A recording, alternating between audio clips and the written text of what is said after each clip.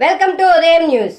రొంపిచెల్ల గ్రామంలోని శ్రీ బాలత్రిపురి సుందరి సమేత శంకర స్వామి వారి దేవస్థానం నందు ప్రత్యేక పూజా కార్యక్రమంలో పాల్గొన్న పల్నాడు జిల్లా వర్కింగ్ ప్రెసిడెంట్ నరసరావుపేట మాజీ శాసనసభ్యులు డాక్టర్ గోపిరెడ్డి శ్రీనివాసరెడ్డి, ఎర్రగొండపాలెం శాసనసభ్యులు తాటిపర్తి చంద్రశేఖర్, వైఎస్ఆర్సీపీ రాష్ట్ర అధికారి ప్రతినిధి నాగార్జున యాదవ్ మరియు వైఎస్ఆర్సీపీ నాయకులు కార్యకర్తలు పాల్గొన్నారు. రెడ్ బుక్ రాజ్యాంగం పిన్నెల్లి రామకృష్ణారెడ్డి గారిని 99 రోజుల పాటు జైల్లో పెట్టి ఈ రోజు ఉగాది రోజున ఆయన బయటికి రావటం ఈ పార్టీకి శుభసూచకం అని చెప్పి ఈరోజు చెప్తా ఉన్నాం.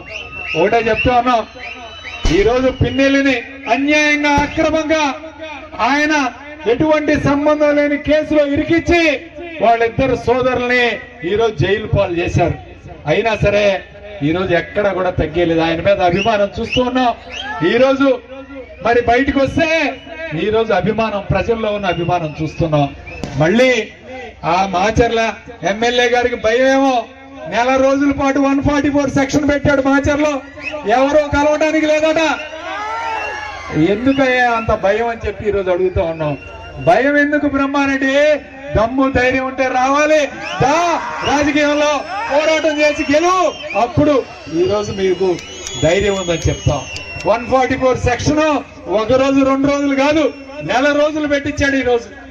అంతేకాదు రాంబాబు గారి మీద ఇంటి మీద దాడి చేయటం ఈ రోజు ఎంత ఘోరంగా, సుమారు 7 గంటల పాటు ఇల్లును ధ్వంసం చేసి కార్లు పగలగొట్టి ఆడవాళ్ళను కూడా చూడకుండా వాళ్ళ ఇంటి మీద దాడి చేసే కార్యక్రమం చేశారు. అయినా రాంబాబు గారు ఒకటే చెప్పారు, ఎక్కడ కూడా భయపడేది లేదు, తగ్గేదేలే, ఎవరు కూడా తగ్గేదేలే.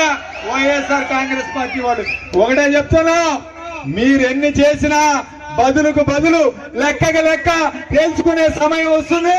ఖచ్చితంగా లెక్క సరిచేసే కార్యక్రమం చేద్దాం. జై జగన్, జై జై జగన్, జై జగన్, జై గోపిరెడ్డి అన్న. మామూలు ఉత్సాహం లేదబ్బా ఇక్కడ, ఎక్కడ తగ్గేదే తగ్గేదేలే. రప్ప రప్ప అంటే ఇది అబ్బా అనే విధంగా ముగ్గురు నాయకులు కలిసి, ముగ్గురు ముత్తైదువులు కలిపావా?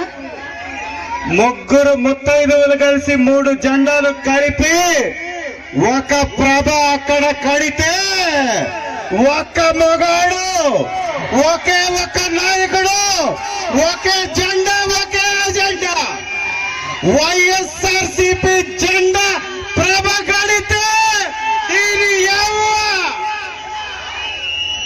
జన సందోహంతో ప్రపంచం సృష్టిస్తున్నటువంటి రొంపిచెర్ల వైఎస్ఆర్సీపీ నాయకులందరికీ మరొకసారి కృతజ్ఞతలు తెలియజేసుకుంటూ, నిజంగా గొప్ప విషయం.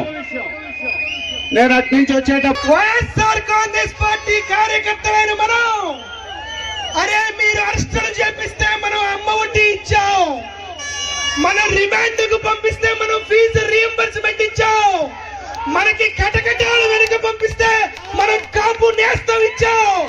అరే చేతులు తీసేటువంటి పార్టీ మీద అయితే కడుపు నిండా పెట్టే పార్టీ మాదనేటువంటి విషయాన్ని మనం చేస్తున్నా. కాబట్టి ఈ రోజు ఇదంతా జరుగుతుంది కాబట్టి పార్టీలో పెద్దలు చాలా మంది ఉన్నారు కాబట్టి